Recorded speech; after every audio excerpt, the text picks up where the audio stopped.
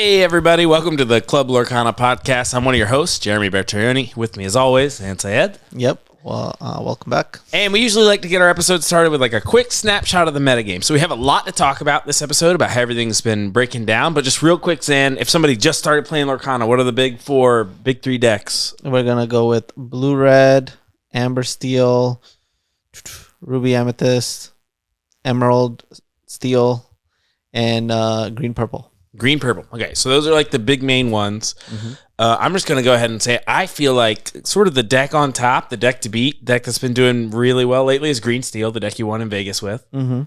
Maybe different little interesting pieces of tech. Yeah, let's just get into it. So what data do we have? What's new this week? So like we have, for example, the European tournaments. Mm-hmm. What did we learn from those? I mean, green steel and blue-red in the finals. Green steel came out on top. Nice. And I wouldn't say it was a green steel that was well-positioned.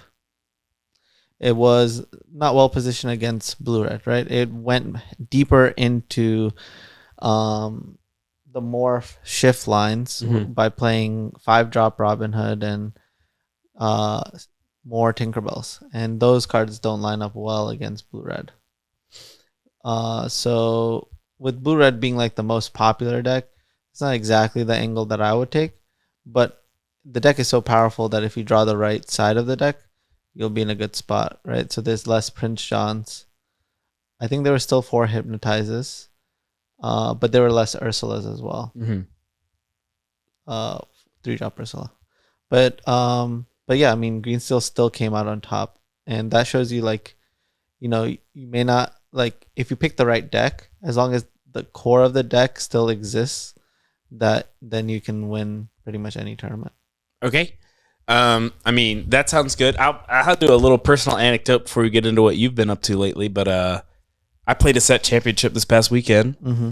I wanted to target Green Steel. I only wanted to beat Green Steel going in. So I played Red Blue, Chris Anderson's version of Red Blue, which kind of is like downstream from like a version you brainstormed a little bit. So I was pretty familiar with like what it looked like and what was important. I ended up playing Green Steel 3 times and I beat it. But the heartbreaking thing about Lorcana is I beat it 3 times 2-1. And I lost game 1 every time. Yeah. Which means at a DLC, I split 3 times, which is basically like losing a round is how you can think of it. Yeah. I would also say we had to play against each other in round 1. And I was treating the tournament more as training grounds. Sure. And so I didn't play Ana, which is a key card in the blue-red matchup. True. Right? And so when we went down to our game 3, it came down to the wire. I'd drawn like 22 cards or something. But since none of them could be Ana, I couldn't deal with the Tamatoa into Tamatoa. Yeah, that tournament for me, the goal of it was I wanted to see if you just like tried as hard as you could to beat Green Steel and you showed up to an event, would that be good enough? So basically, I feel like my answer that I got was like, for me, kind of not, because you can still drop 1 game, which in a best of 2 format means that it's like a pretty good but not great matchup. And then I died in the top 8 to Green Purple. Which is one of the top 5 decks. One of the top 5 decks. I think that you can expect aggressive decks at a DLC because people have the mindset of like, I'm not as good as some of these players, but I can maybe aggro them out. And so if the deck is just not very strong against aggro decks and is like pretty good, just okay, but can still lose against Green Steel, I don't see the appeal for me. I think if you're really good with Red Blue and you like it a lot, then it's definitely a really strong and powerful deck. But it's like probably not what I'm going to pick for the DLC. Is like what I learned on Sunday. No, I mean, I completely agree. Blue-red has been on my mind of like maybe it's time to revert. But the more and more data that comes out, it just shows that set championships still the most popular deck. Mm-hmm. A lot of people are still switching to blue-red for the DLC. I was on Illumineers yesterday, and people were switching from Green Steel to blue-red. And the thing is, if blue-red is the most popular deck, it then becomes about the mirror match. Is the mirror match skill intensive? Is there a way for you to prep against the mirror match? And there is, but it's at the expense of the green steel and all these other matchups. Yeah. So by that logic, it seems like going into Seattle, I'm really interested in playing like potentially a green steel deck that is like a little bit has some good cards, blue red in it. I would like that. Yeah. No, I completely agree. It's like people are like, ooh, green steel. And then now people are like, but I don't want to play green steel. I would like to not play green steel, and I'm just going to hope that I dodge it. I mean, green steel's really hard. I've been playing it like a lot, practicing the past week. I would literally just go over to good players in Atlanta's houses and play against them. That's what I did like all week. And I was playing green steel. And it's like so often you'll find yourself in a spot where you feel like your dudes are too small. You know, against Ruby Amethyst, they'll like play a library, the Gift for Bell, and you'll have like a Prince John and like a 1/3 Ursula in play, and you're just like, I think I lose. Like I have no idea how I'm gonna get that thing off the table, you know? Yeah. So there's definitely spots where you feel like it's just too hard to play for you. Yeah, okay. So one thing I'm gonna say about this is leading up to the tournament, when I was playing green steel, even when nobody really knew about it, and we were testing the deck, and then I told everybody you have to play the deck. If you broke down my numbers in testing were good, but they weren't great. I would have moments where I'd lose like 4 or 5 in a row. Yeah. But, you know, I played hundreds of matches. And so if you just like took the moment of like on Friday, you're watching me play the deck, and then you're like, okay, I'm not gonna play this deck because I didn't even win that much, and he's playing like a questionable color choice. What I'll say is in testing, I get my ass beat way more than in the tournament. Yeah, that's good. And I feel great when I'm like losing a lot in testing. I know that the person across from me is going really, really hard, and I'm trying to create conditions that make it really tough on me. So I'll give you an example. When I made top 64, the night before we were testing the matchup, we thought I was going to be playing against green purple, and it was this super hyper aggro version that I was losing a lot to in testing. And if we didn't test, I wouldn't have been able to figure out how to beat it later on in the tournament. So I'm playing against it, and I start to get the hang of beating it. And then I was like, okay, instead of alternating, me being on the play, then you being on the play, then me being on the play, you're just going to be on the play indefinitely. Yeah, I'm always on the play. So even though I then immediately started losing more, I then started to make small decisions that by the end of the night, I started winning, but I was still on the draw. Yeah. And then when it came to the tournament, it like gave me enough patience. Like there was a spot where I was like, morph into Tinkerbell. I'm on the draw. Is it going to be enough? But I got that timing in my head because I was on the draw against a faster version of green purple when we were testing. And so the end of my testing session doesn't need, in order for me to know that the deck is great, shouldn't be like, oh, I went 100 wins and my opponent won 5 times. Like it actually most of the time is like 60-40, and then I lost like the last 10 times we played. That story makes you seem so superhuman to that opponent because you were supposed to play against green purple, but you ended up playing against purple red.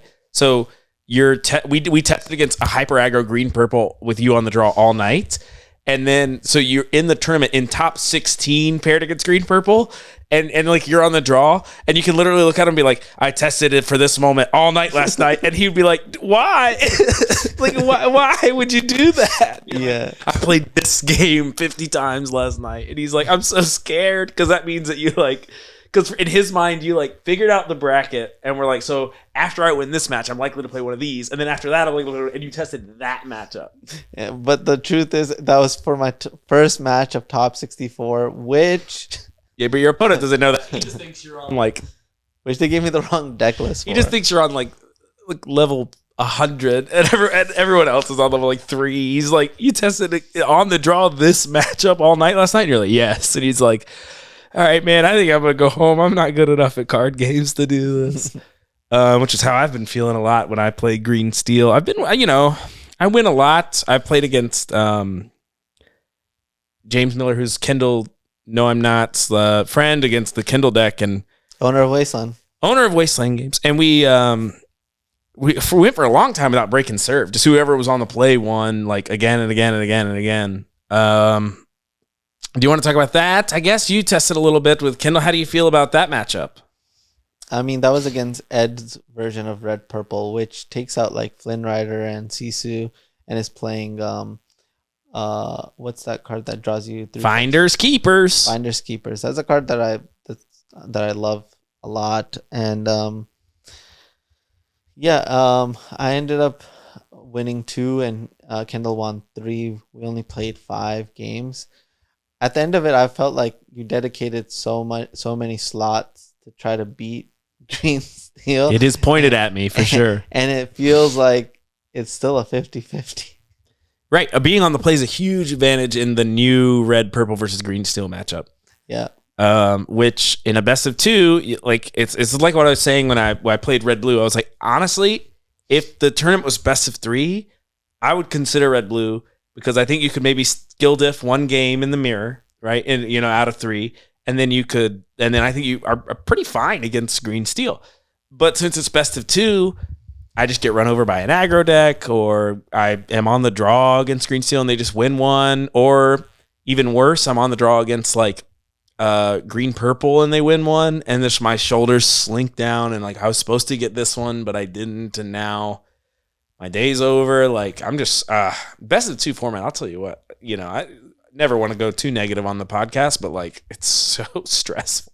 It's like the hardest tournament ever. It is really, really difficult, because in this tournament, if you make 1 mistake, you might have just cost that. That was the only mistake you had to give. The whole event.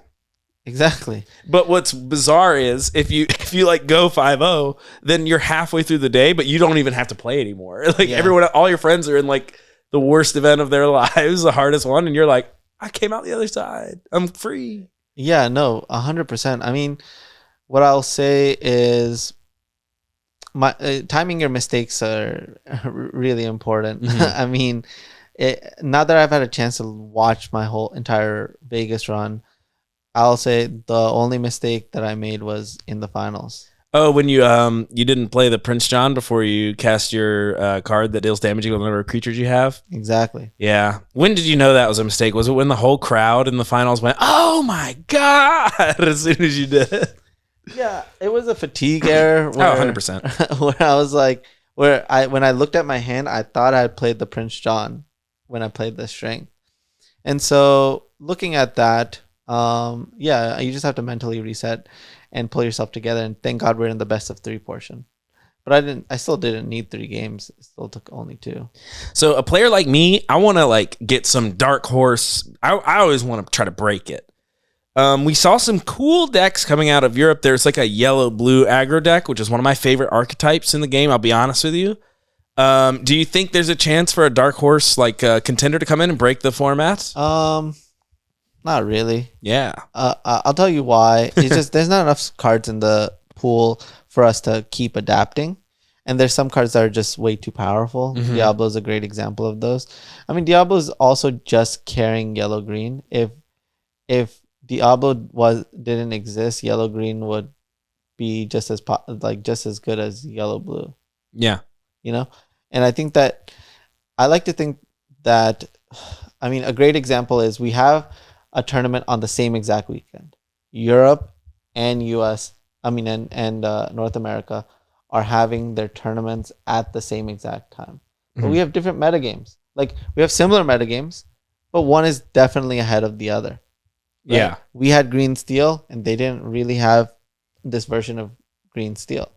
Like, no one over there cracked it like we cracked it. Mm-hmm. So I like to think that in their progression of green steel, they're going to be a week behind, if not 2 weeks, if not a month, And if we think that they're behind in the metagame, they also had one less tournament than us, but then they had these big European 30Ks and 10Ks. So I think that they're solidly a little bit behind, kind of like,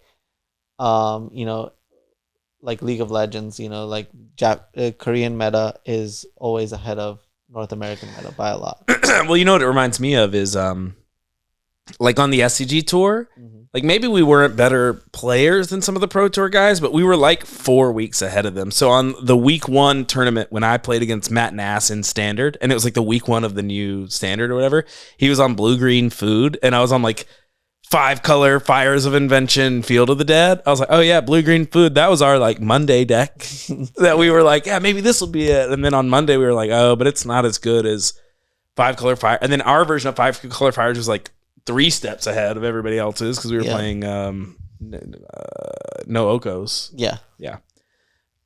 Which is funny to think, but it just reminds me of that where like we are so intense here and like figuring out and making the changes so quickly. Even Atlanta specifically, I've said it before, but Atlanta's like a hotbed. You have some of the best players in Lorcana in Atlanta, and what's funny is you also have some of the higher sales. So the number 1 Lorcana TCG player seller is Super Games in Milton. What? And then the number 2, guess what it is? Google. Is Wasteland. What the hell? But those are both places in Georgia. You'd think there'd be some Wisconsin store that's just opening packs and cranking them out, but no. No, I mean we've been a TCG capital for a long time for Magic, but even Yu-Gi-Oh, we were the number 1 for Yu-Gi-Oh Super Games. So Atlanta what do you think? What do you think it is about these mean streets out here that make everybody go so hard? We've always had the TCG dream alive in Atlanta. I mean, dude, I got the bug in college, and I was going to Georgia State University in downtown, and I would drive all the way to Super Games with my good friend Anurag Das. Yeah, I mean it's rough because I feel like I'd be easy top player in the state. Every other state, I'm in Georgia. I feel like I'm number 4 or 5, and I'm like, this is killing me. All right. So what else? You said we got a lot to talk about, right? So yeah, we should break down the European version of Green Steel. Let's do it. So I mean, basically they trimmed on like Prince John and 3-drop Ursula, and they increased Robin Hoods. They went to 4 Robin Hood, which is the 5-drop Shift 3 Robin Hood, and then went up to 4 Tinkerbells. No Muses. And I feel like you're all in on this morph, that if the morph either gets bounced or brawled, the game just kind of ends on that spot. Let the storm rage on. Exactly. So the game kind of ends on that spot. But if your opponent's unable to answer it, it seems like you would have a great time against specifically aggro decks and steel decks. So I can see an argument for doing it in the European meta because Amber Steel is still one of their most popular decks. I think it was the number 2 most popular deck in that tournament. And that's another reason why I'm going to say I think that they're behind us, because Amber Steel is counteracted by Blue Red, which is the most popular deck. Yeah. So why would you want to walk into a tournament where you're just going to butt heads with the most popular deck and the chances of you making it through? And as an Amber Steel aficionado, like, I'm just going to say, like, there's no answer to Blue Red with the deck. No. Without you just compromising the deck altogether. You could play like a flute version and it's still probably like a 48-52, The flutes are good against red purple, but not so much blue red. I played the matchup a lot, and they're just not as fast. Blue red, what it has over red purple is it can end the game right now. It can be like, all right, Tamatoa, get the dime back. You're dead next turn, go. Yeah. And they're like, oh, flute up to 12. No, it's not going to work. I mean, it does get the job done sometimes, and it does increase your matchup probably from a 40% to like a 45, 48%, Mm-hmm. It does increase it, but I agree it's not good enough. So we're talking about the European green steel deck. What's different about it? Again? No. I said Ursula, Tinkerbells, Robin Hoods. Right. Oh, okay. It's leaning in on morph. That's what we're talking about. Okay. One less Prince John. Yeah, I just don't understand why you would want to go so far in on morph. I do think it's interesting. It's probably someone who took the deck and was like, why aren't they going harder on the morph? And then just made changes. I can't believe you're playing the Shift Robin Hood without the 1-mana Robin Hood. That seems so out of left field. I tried to play Robin Hood myself, it was in the original list of the deck. Yeah. But what I realized was you're sabotaging your own hand when you're making your opponent discard, especially when you don't have Prince John. So when you sabotage your hand in order to sabotage their hand, both players end up top decking. And when you're top decking and you have more 1-drops that are absolutely garbage. Yeah, right now the only 1-drop is Diablo.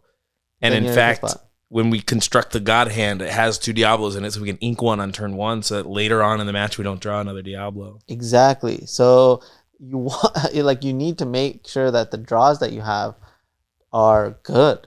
And so Robin Hood just can't be in it. What are your thoughts on if I just wanted to beat red blue like easier, more? How do I change the deck?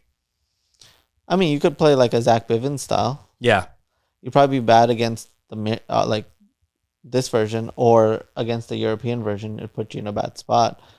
But like Curse Merfolk and all those things would be, and Flynn Rider would make, that aggressive angle would be good against blue red.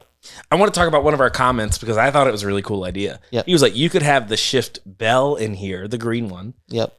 Because it's a aggressive quester, and in the mirror they have to get rid of everything to get rid of it. Yeah, no, I thought about that card a lot, and what I'll say about that card is, number 1, it's uninkable. Number 2 is if you don't shift it, it might be the worst card you've ever seen. What do you mean? 5 mana, 3/3. Yep. That's not good. Yeah, so the shift has to happen. If you don't shift, you're stuck with a terrible, terrible card. A card I think that is worse than Lucifer.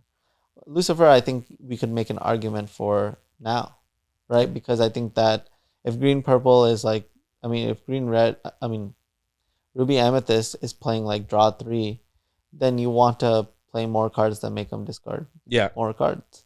So you could make an argument for that, and that's a card I've always loved. But what does that go over? And we have to make some hard choices. It's so funny that you're like, I always loved Lucifer because you always cut it. Yeah, it's always in my first list, and then I have to cut it. Then you cut it. It feels bad. That's Storyborn characters for you. They're lackluster. Storyborn. Storyborn. You like hate that aspect of the game right now. They previewed a new in set 6 a Tiana, and I like noticed it was Storyborn because of our conversation on the podcast yesterday. And I think it's like so weak. And so now I just like, in my mind, I'm like, Storyborn cards are just so weak. They need to be a little bit more powerful. Right. But when they get a little more powerful, they become Dreamborn or Floodborn, because it's like, if you think of a character in a Disney movie, it does whatever it does. That's fine. And then like, it has to be better than that to compete in the trading cards. The best Storyborn character, you know who it is? It's Ariel, the spectacular singer. That's like the best one. Yeah. I think. You're talking about this Amber 3-drop. Yeah. Ariel from set 1. Like Ariel.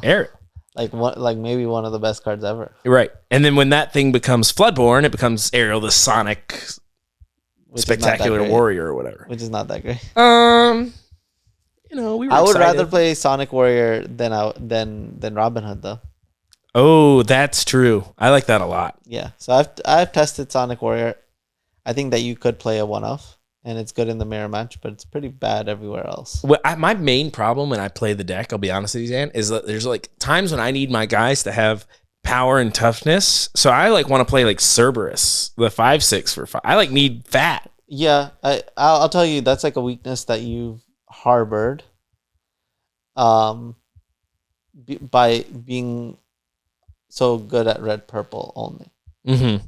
Like I would say that red purple is so like in your soul that it's created this outcome. And but when you play with like amber steel, and sometimes you play like purple steel, you just have like, you have to make do with a bunch of little guys, derpy guys, guys that are not good.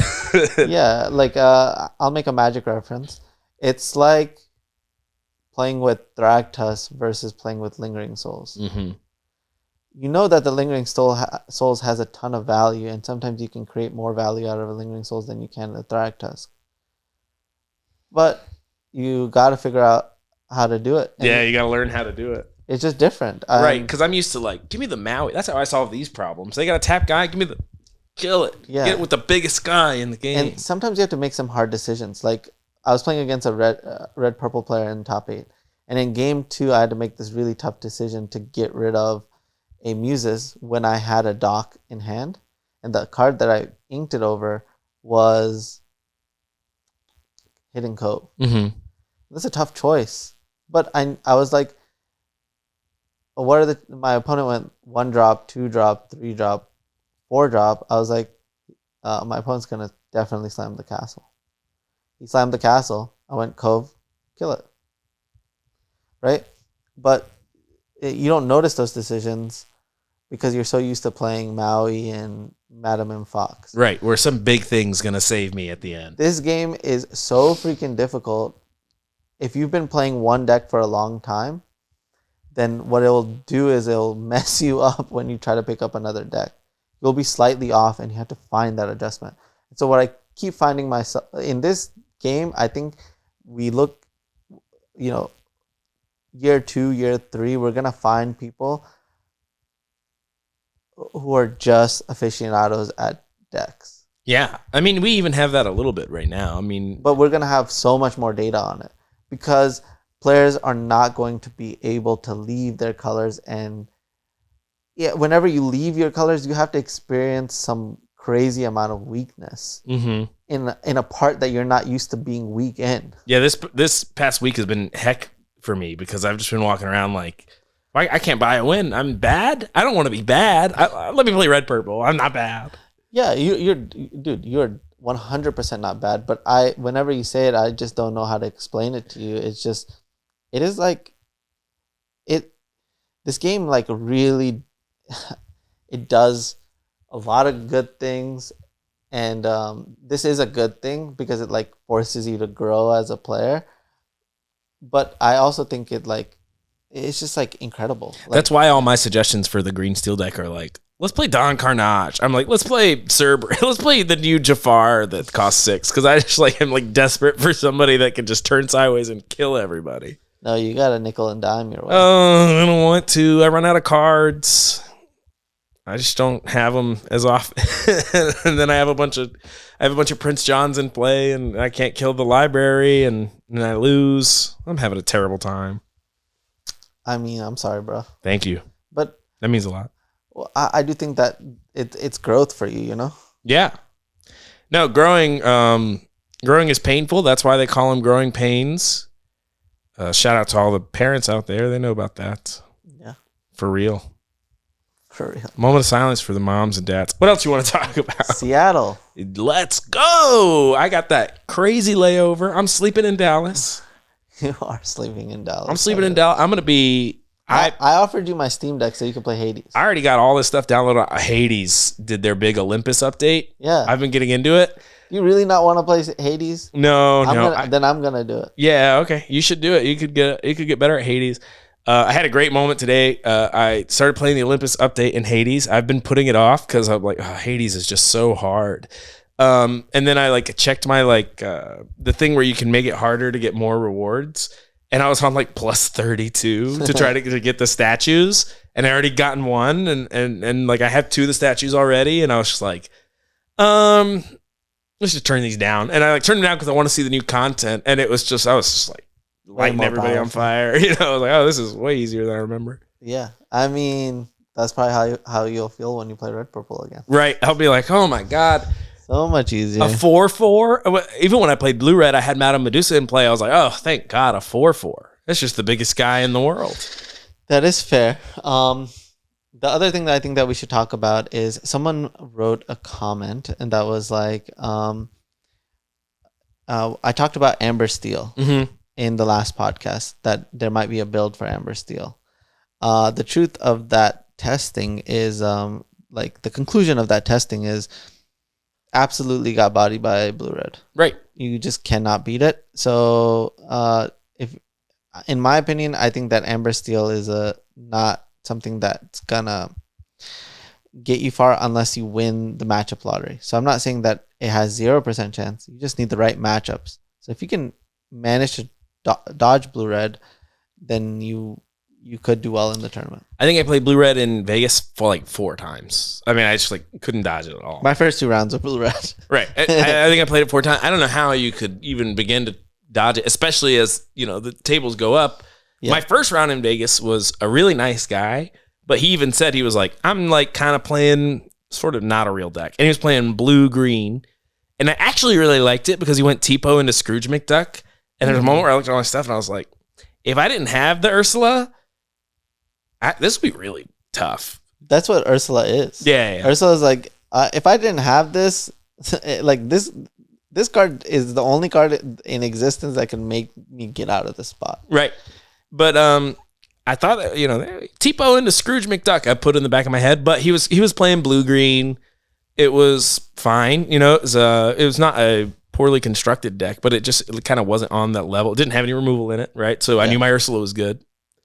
And then that's the whole story right there. It really no removal. So I wanted to finish my thoughts on Amber Steel. So the other thing about it, the other part of the comment was that I would share like whatever I'm working on or whatever. No, right? So the commenter's like, you said you'd share everything, but you mentioned Amber Steel and you didn't share Amber Steel. Exactly. And I wanted to get into that. I don't want to be in the business of sharing half-baked cakes. Yeah. And so when I put something out, it will be a more fully formed idea that that you have a chance at doing well with, as opposed to something that I think has potential that I just put out there just as, I think that sometimes content creators sometimes put out something that's not fully formed, and it leads players astray. And I think that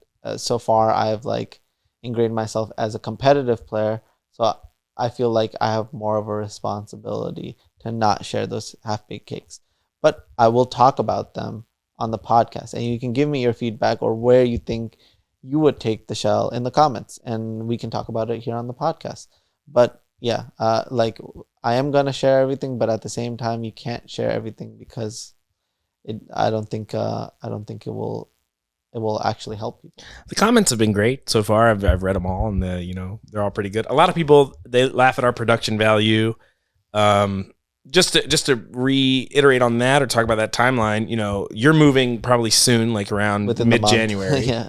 No. You're moving sooner than that? Yeah, a month. I didn't know that. Yep. And when you move, we'll get it set up. For now, we got the wall, which is, one of the best cards in Lorcana, the steel wall that you have to attack it first. It's very yellow. Zan, it is a little bit concerning to some that your bedroom looks like this. This has been bothering people. They go. I love it. I don't know why. It is kind of my fault. It's like I have art around the room. It's just not here. There's a big Blastoise card over there. Yeah. There's a what do you call it? There's a picture of a magic card called Ponder over there.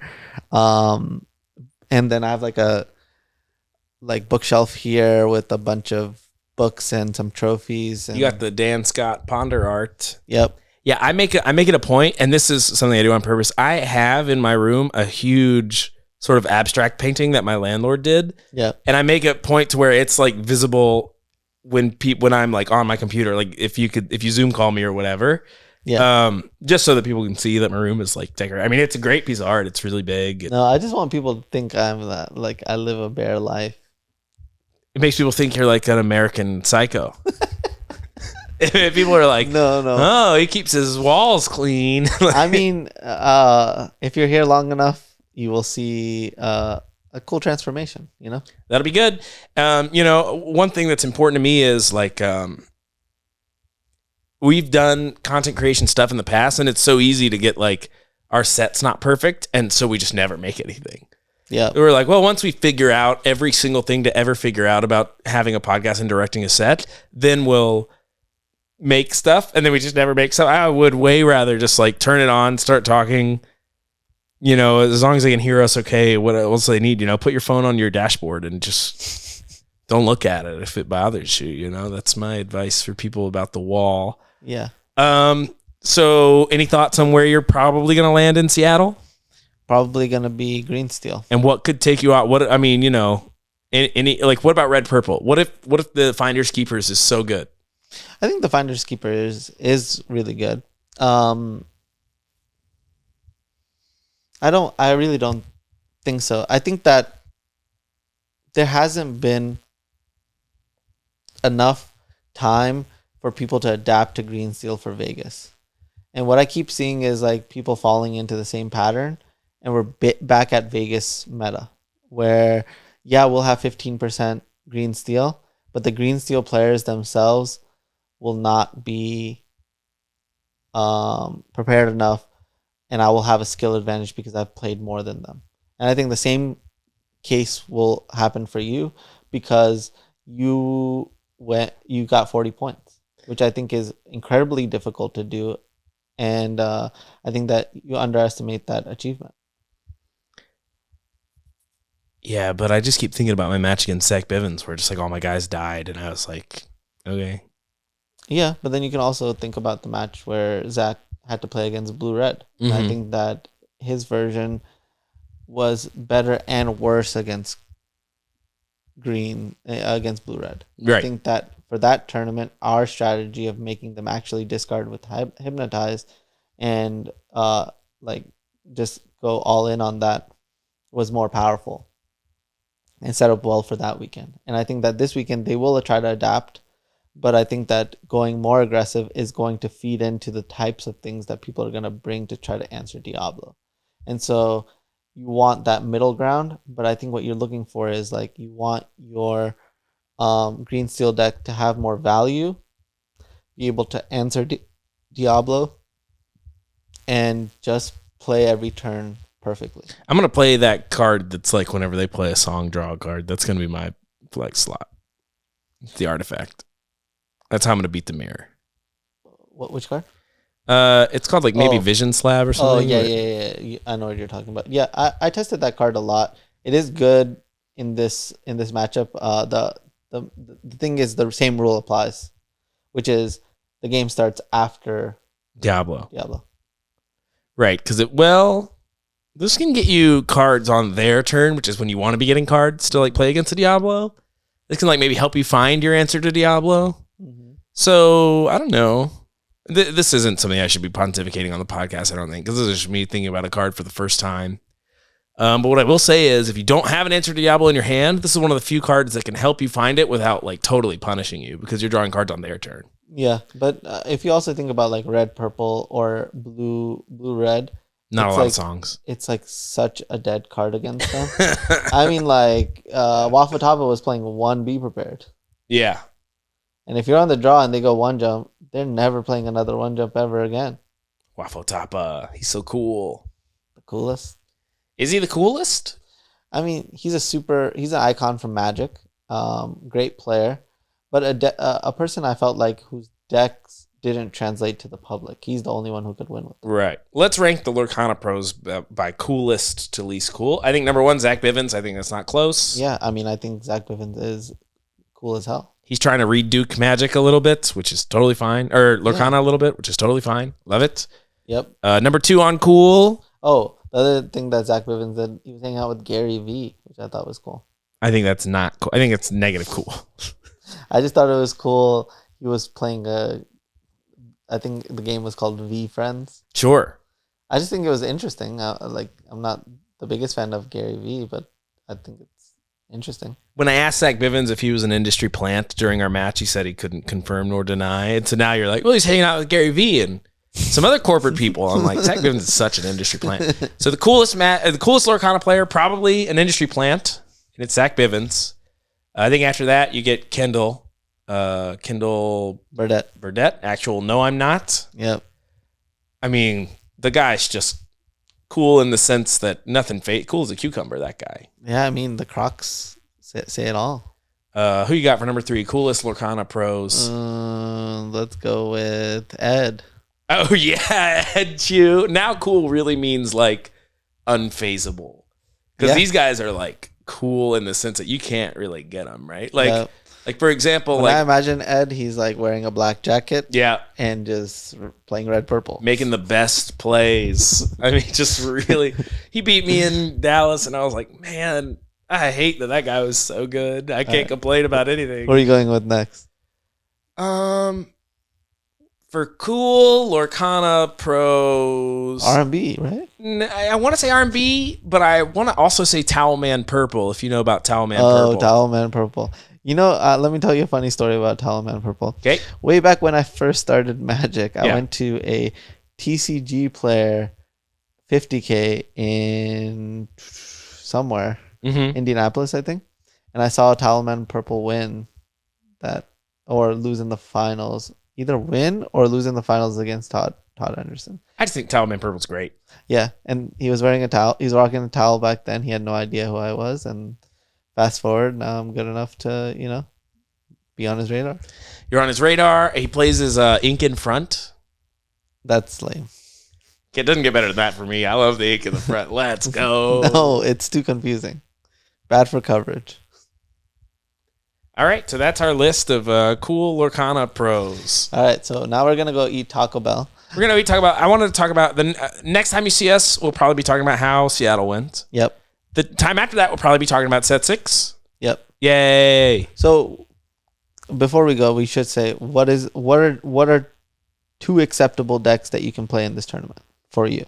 Or that you would advise other people as well. I'm probably going to play Green Steel, so I'm going to tell everybody that. Yep. Right now, I'm 80% to play Green Steel. But I will say that I would love to not play Green Steel because I feel like the deck is hard and its guys are little. Yep. So the other deck was if I end up playing a version of Red Purple that I think is really good against Green Steel, not just whoever's on the play, but you win most of the time, I will switch to that Red Purple deck. I think I learned this past weekend that I don't want to play Red Blue, but I think Red Blue is an extremely respectable choice. I think it's a powerful deck. I think if you feel good about the mirror somehow, first of all, I think you're kind of crazy, but also then you should play Red Blue. So yeah, that's where I'm at. I'm at 80 on Green Steel, probably 19 on Red Purple, and 1 on I go insane and play blue yellow aggro, and I just feel like I saw the code and I cracked it. Here's what I'll promise. If I play blue yellow aggro, I will win the tournament. Because it would have to be I have 100% win rate against everything for me to switch to blue yellow. Yeah. Yeah. I mean, I think as a format, as Lorcana grows, we'll have more opportunities like that. Yeah. Well. Yeah, I mean, that's it. Yep. That's good with me. See you next time. You can find me on Twitter at MoxJeremy. That's great. So you can find me on Instagram at my name, Jeremy Bertrioni. Instagram's where I do a lot more of my stand-up comedy stuff. And so yeah, that's me. And then where can we find you? You're already here. Thanks for watching. Right here. Thank you.